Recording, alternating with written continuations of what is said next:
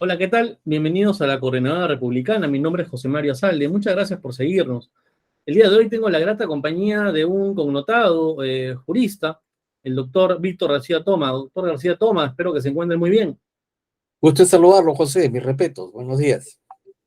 Doctor, eh, vamos a hacer un pequeño resumen, o más que resumen, tal vez poder identificar los hechos de carácter jurídico constitucional más importantes que se han dado durante el año. Yo tengo algunas cuestiones que me gustaría comentarle con usted, eh, y si quiere podemos empezar por lo último, y que ha sido eh, esta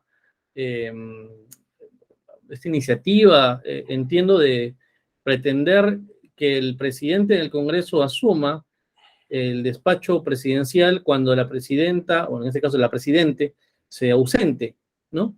Entiendo que usted también tiene con respecto a una posición. Podemos entrar de repente por lo último y de ahí vamos dando un poco la vuelta con respecto a los últimos sucesos. Con el mayor gusto.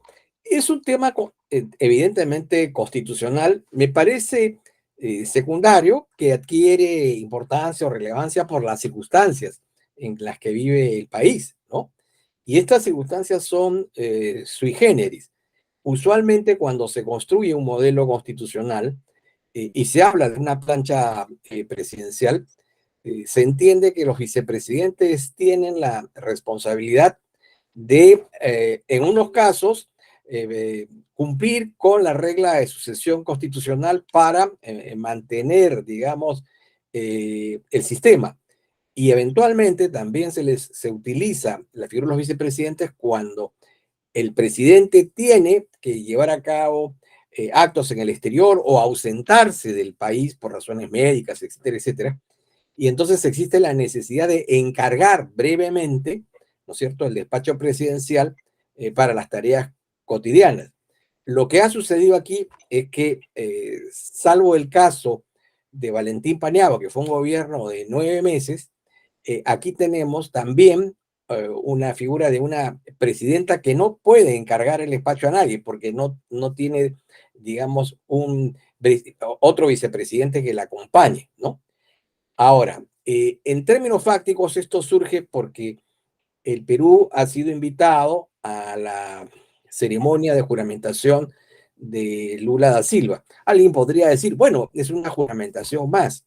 Lo que sucede es que en el ámbito de la política exterior, eh, Lula ha brindado un apoyo un apoyo, a la presidenta Boluarte. claro, él ha sido el responsable de la constitución del Foro de Sao Paulo, y en ese contexto, ese reconocimiento implica, digamos, quitarle Una, peso una, a esta un- política, a esta campaña que desde el exterior claro. viene montando tanto López Obrador como Petro. Eso implicaría quitarle al país un peso Y menos. Maduro y Fernández también, ¿no? Así Digamos, es, ¿no? en compás. Entonces, esa es la importancia de ese viaje. Por lo demás, entiendo que la presidenta no debería viajar porque hay asuntos internos y porque también, ya en términos subjetivos, me asalta la duda de que pudieran volverse a repetir declaraciones como las que ella dio hace algunos meses en un foro internacional, ¿no? En donde prácticamente eh, desalentó la inversión minera en el Perú, ¿no? Entonces, sería... Bueno, como también se produjo con Castillo cuando hizo declaraciones vinculadas al tema de Bolivia. Claramente, digamos, la política exterior no puede estar, o sea, si bien es cierto, el presidente de la República se encarga de la política exterior, tiene que estar acompañado siempre por el apoyo técnico de los embajadores y del cuerpo diplomático, porque hay políticas de Estado, ¿no? Así es. Y ciertas habilidades y ciertos talentos que definitivamente no tenía No, Castillo no los y que tiene. la señora tiene, pero no en el grado, digamos, pleno que, según mi punto de vista, requeriría. Pero lo cierto es que hay esa situación. Entonces, ¿qué es lo que pasa? Estamos frente a una situación que es una laguna legal. El legislador no previó una hipótesis tan, digamos, extrema como esta, que tengamos a una presidenta encargada digamos, conducción del Poder Ejecutivo y que no pueda encargar el despacho a nadie. Hay un problema concreto.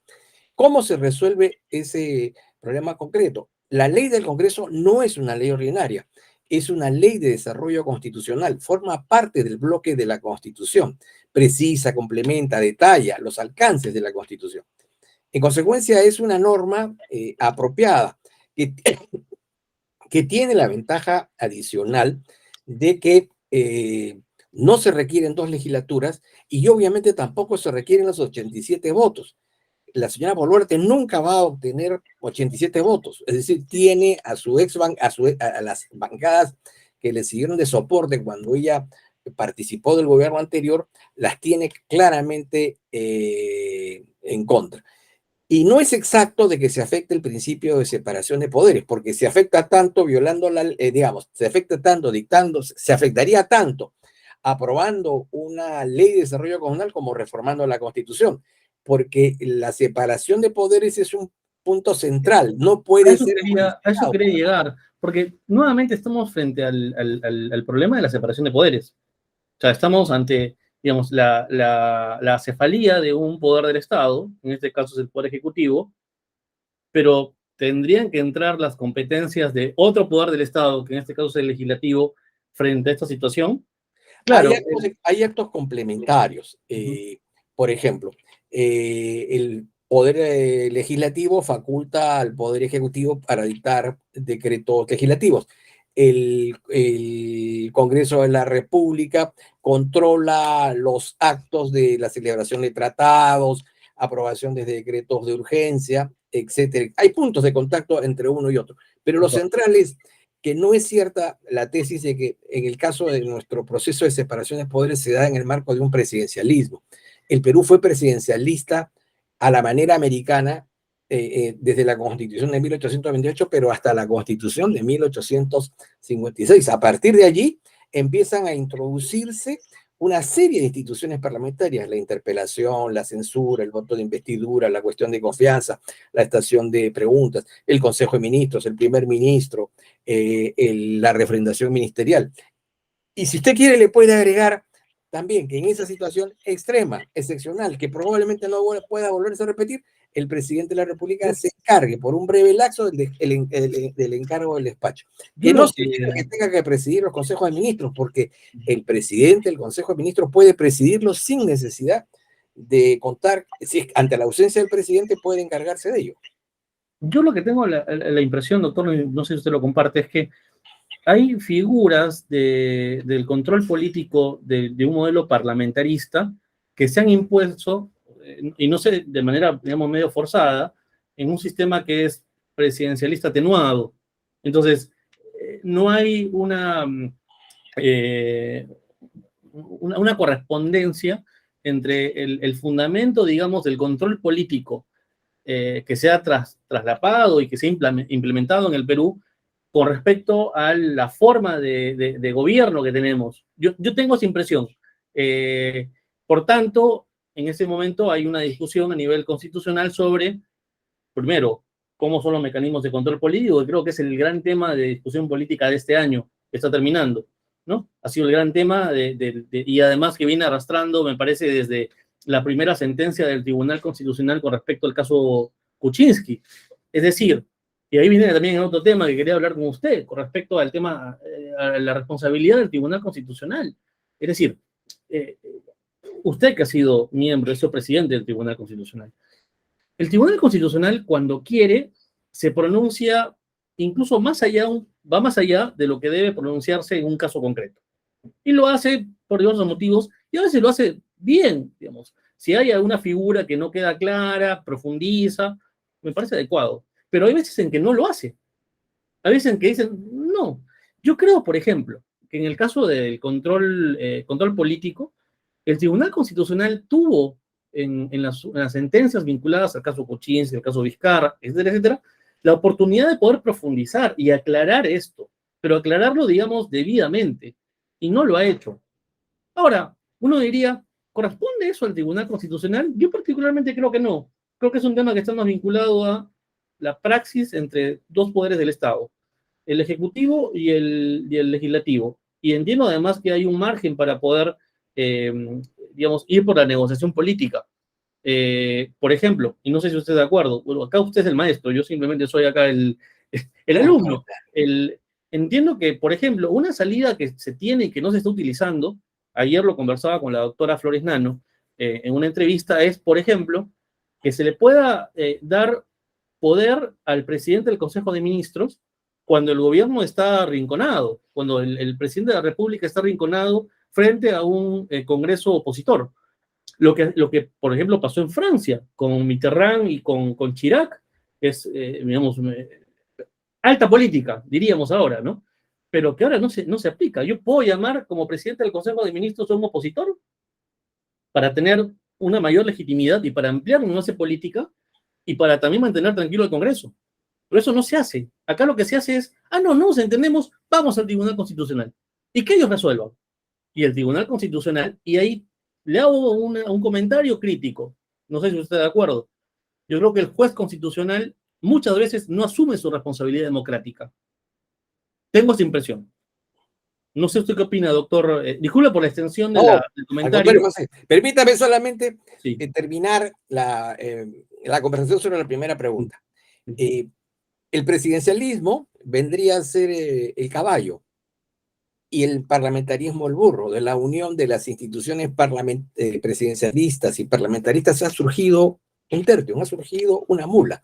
Nuestro modelo político es el de una mula, es el de la fusión, de la justaposición de dos instituciones. Por eso es que muchos doctrinarios hablan de un gobierno mixto o compuesto. No somos presidencialistas en el sentido cabal de la palabra y por supuesto no somos parlamentaristas, somos una cosa nueva, distinta, diferente, que por supuesto eso no ha sido imaginado, ideado en gabinete, sino que ha sido fruto del deseo de generar un mecanismo de control sobre un presidencialismo hipertrófico desbocado, que a diferencia del americano, ha llevado al despotismo y la tiranía, ¿no? Entonces, eso ha promovido este modelo nuevo. Ahora, entrando al tema del Tribunal Constitucional. El Tribunal Constitucional tiene a cabo dos tareas, una tarea jurídica y una tarea política.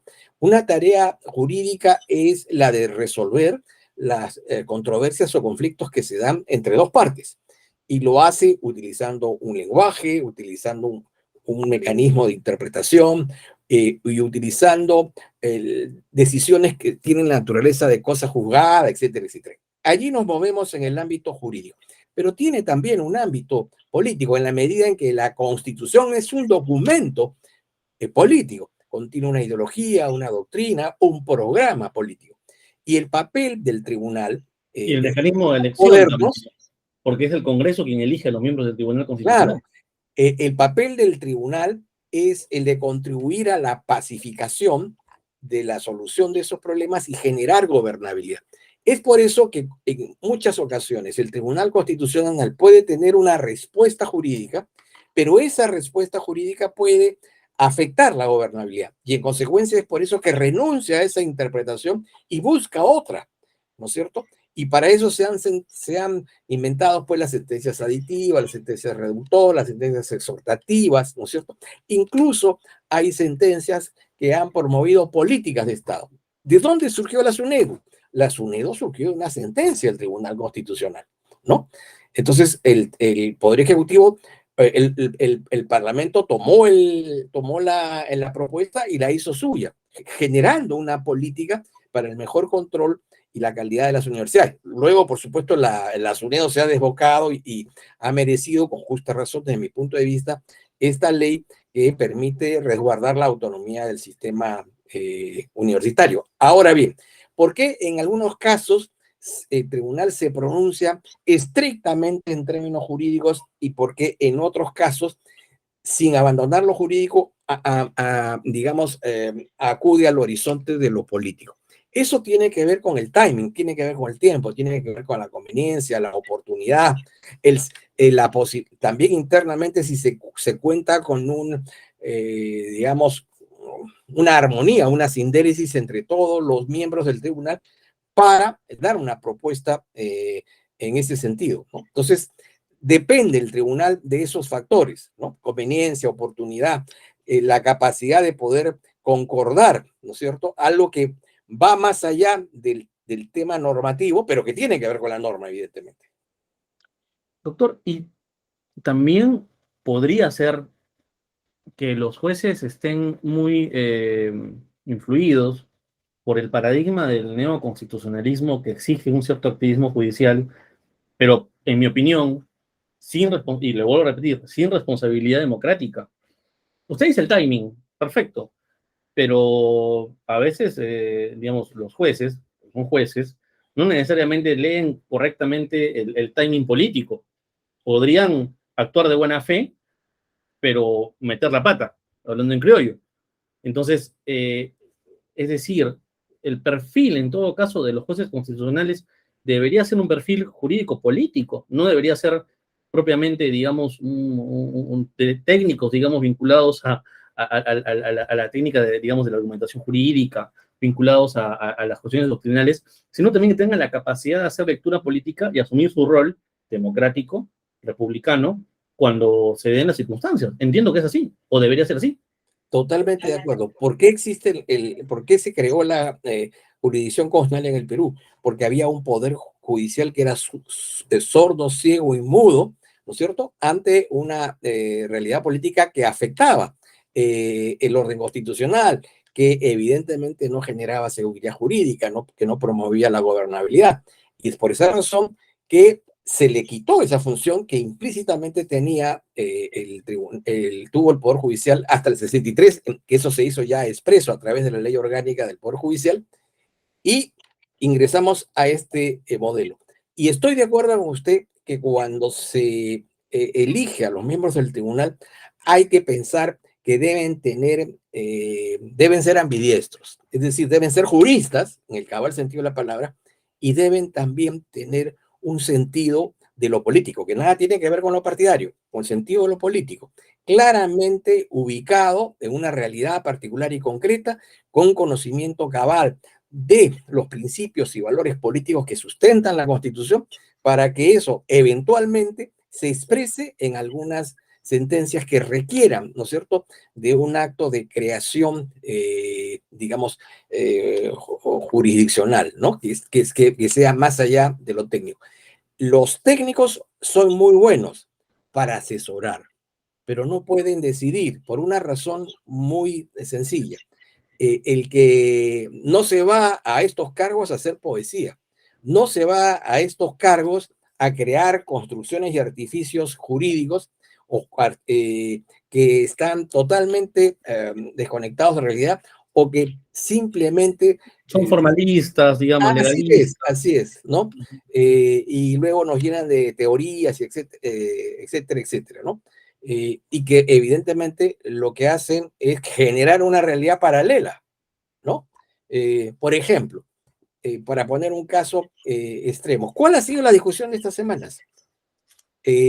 Los desmanes, que ellos llaman protesta, el derecho a la protesta. Entonces la pregunta es, ¿el derecho a la protesta tiene que ver con la toma de aeropuertos, tiene que ver con la toma de carreteras? Eso no implica la afectación al derecho a la libertad de tránsito, el derecho a la propiedad, el derecho a la integridad física, psíquica y moral, no tiene que ver con el derecho a la vida.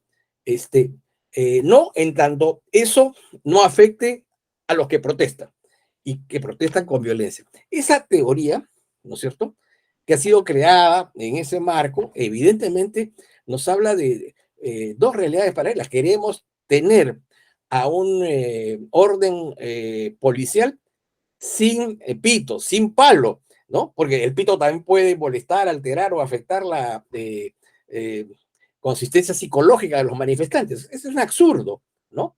En ningún país civilizado la policía va tan desprotegida frente a los desmanes de grupos de inadaptados, que en este caso van más allá, porque son grupos subversivos, que están infiltrados, por supuesto, dentro de esas marchas.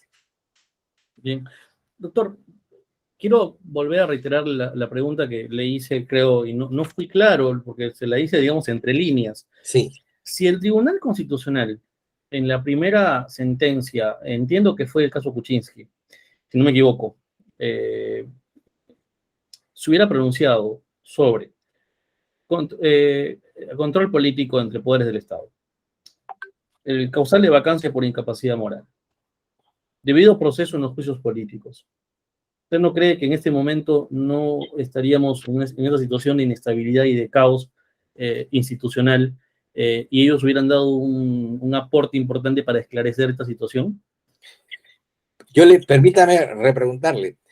Sí. Yo le puedo, digamos, aceptar esa pregunta y decirle, bueno, efectivamente pudiera haber habido una cierta timidez para decidir, pero el problema no está allí, el problema está en una sentencia anterior que fue la que bendijo el autogolpe de Vizcarra. Entonces, el origen de nuestra crisis reciente viene cuando el Tribunal Constitucional, a pedido del Congreso indebida e inconstitucionalmente disuelto, le pide un pronunciamiento. Y lo que hace el tribunal es certificar la defunción arbitraria del señor Vizcarra del Congreso de la República. Allí comienza el problema, ¿no? Esto me lleva a hacerle una pregunta adicional vinculado al tema. ¿Podemos comparar el cierre del Congreso de Martín Vizcarra con el intento de autogolpe de Pedro Castillo? Porque con Martín Vizcarra podemos, creo todavía, discrepar con respecto al fundamento jurídico, ¿no? En el caso de Pedro Castillo creo que sí fue claramente un intento de golpe de Estado, porque no solamente intentó cerrar el Congreso, sino otros organismos del Estado. ¿Se puede hacer una comparación o usted cree que fue lo mismo? En el caso de Martín Vizcarra, como en el caso de Castillo, hay un personaje central que es mi amigo, es el doctor César Landa Arroyo, que es el autor de esta teoría de la denegación fáctica. Lo que sucedió que cuando se aplicó esta teoría en la primera oportunidad, el Tribunal Constitucional avaló esa interpretación.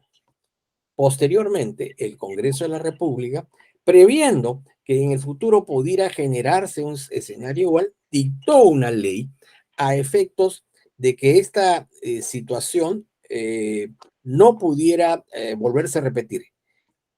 Esto llegó a manos del tribunal y el tribunal, reconociendo implícitamente el error generado, no por ese colegiado, sino por el anterior, declaró que esas medidas que aparecían en la ley, en el sentido que la cuestión de confianza solo puede ser presentada cuando se plantean políticas de Estado y que no pueden interferir con las competencias que son propias, exclusivas y excluyentes del Congreso.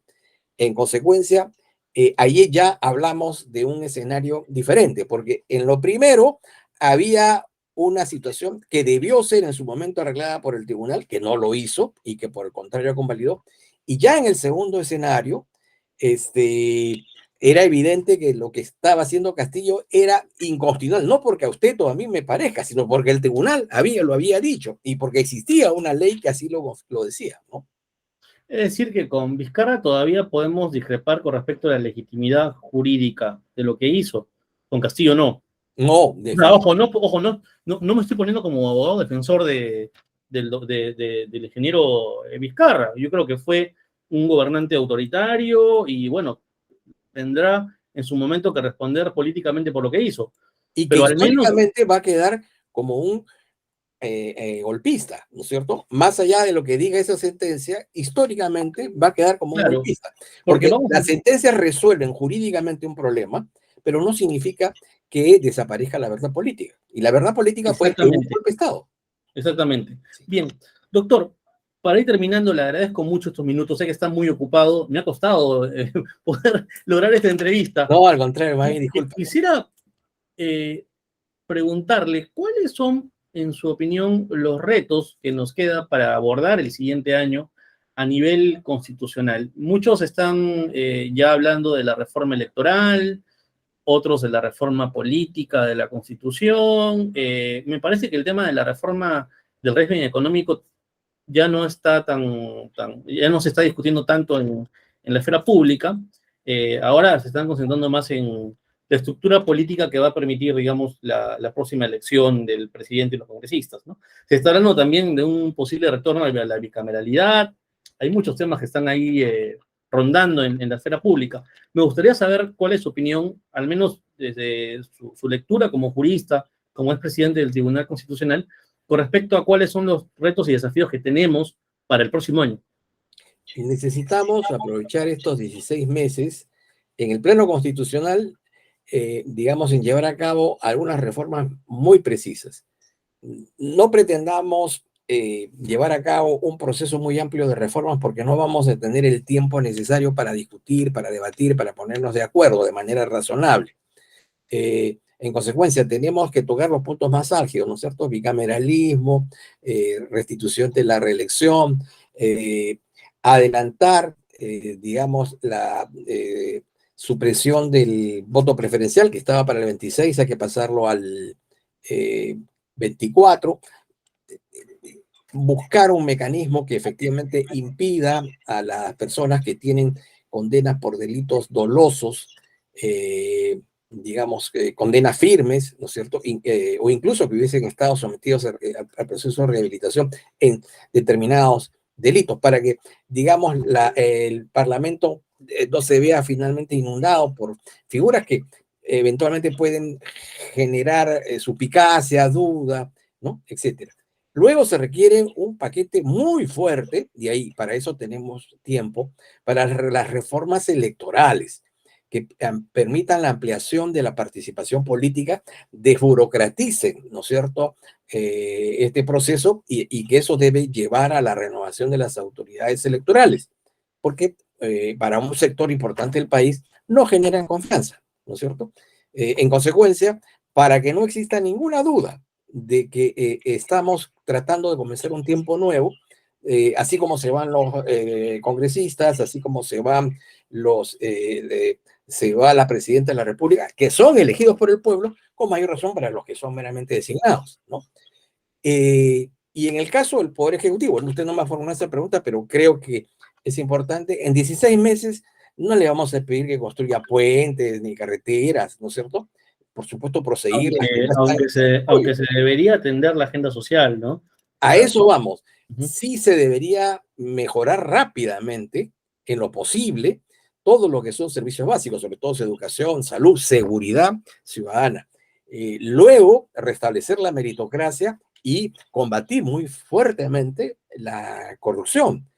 Evidentemente, ese es un mal que arrastramos no de ayer, no de hace ya casi esto con el origen mismo de la República, pero a los niveles en los que hemos llegado hoy, evidentemente eso es inaceptable, ¿no? En consecuencia, tenemos que esta lucha es incesante y permanente, pero en este caso urgente, por lo menos sacarnos de UCI para no ver estos casos grotescos que se están viendo, ¿no?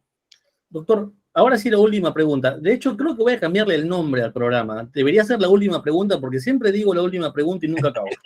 El tema que usted mencionaba al inicio, sobre, digamos, la posibilidad de que el presidente del Congreso pueda ocupar el despacho, yo creo que hay dos escenarios que la oposición está más o menos imaginándose, y es, Dina puede fugarse, puede renunciar, digamos, desde fuera del país, como lo hizo Alberto Fujimori en su momento, y bueno, ahí sí estaríamos en una situación muy complicada. Tal vez están viendo que ese escenario eventualmente podría darse. Primero eso, lo segundo. Entiendo que en Estados Unidos se le da la posibilidad al presidente cuando el vicepresidente muere o es sometido a juicio político, de que él mismo pueda designar. Entiendo que es así. Me gustaría saber su opinión con respecto a ambas cosas, ¿no? Para terminar el programa, doctor. Este es un problema contingente, y yo lo entiendo por un tema de política exterior coyunturalmente muy importante, que es en relación a esta campaña, que países vinculados con, digamos, con este proceso de integración vinculada con del Pacífico, estoy hablando de países muy amigos, México, Colombia, Argentina, países muy cercanos, que no podemos ningunearlos, son países importantes para nosotros y que están en una situación, unos más, otros menos, en una campaña muy abierta de desprestigio y desconocimiento de aquello que, de acuerdo con la Constitución, se ha generado, que es un gobierno de transición. Si no existiera digamos, la necesidad coyuntural de este viaje a la presidencia para darle definitiva un baño de reconocimiento internacional, simplemente yo creo que el Congreso no debería permitir que la presidenta salga del país y se acabó el problema, porque no es necesario que viaje, porque en otras circunstancias normales, cotidianas y ordinarias, está la canciller, o eventualmente se puede nombrar a un ministro plenipotenciario, que incluso podría ser un miembro del Parlamento, ¿no?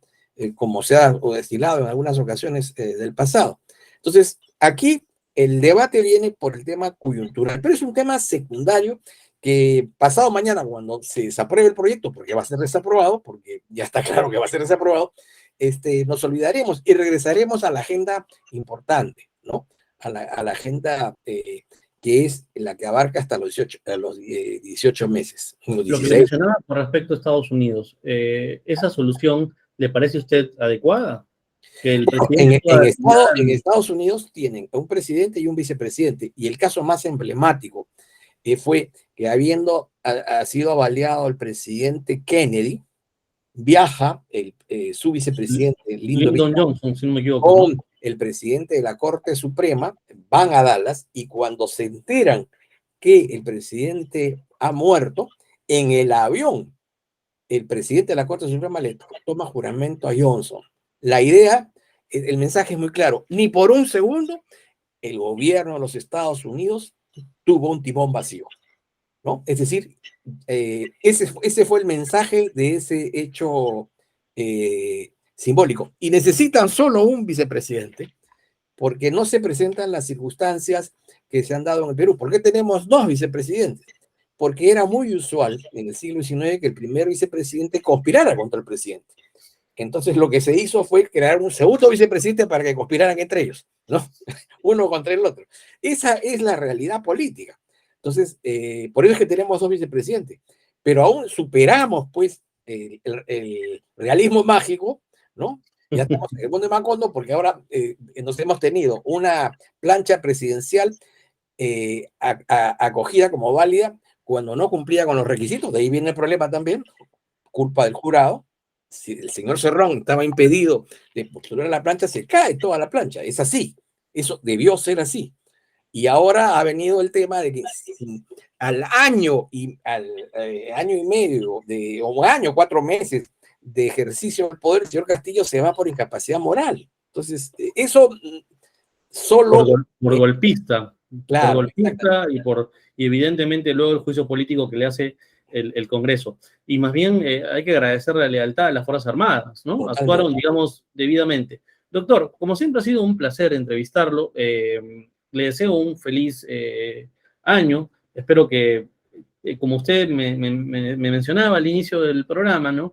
Esperemos que sea mejor. No puede ser peor de lo que hemos vivido este año, ¿no? Y ojalá que esos temas que usted menciona sean incorporados en la agenda. Creo que es importante y va a ser seguramente un año de arduos debates a nivel constitucional y seguramente lo vamos a tener a usted nuevamente y bueno, en estos debates tan importantes. Doctor, le agradezco mucho. No, gracias también, muy amables y hasta cualquier momento. Muchas gracias. Un fuerte abrazo.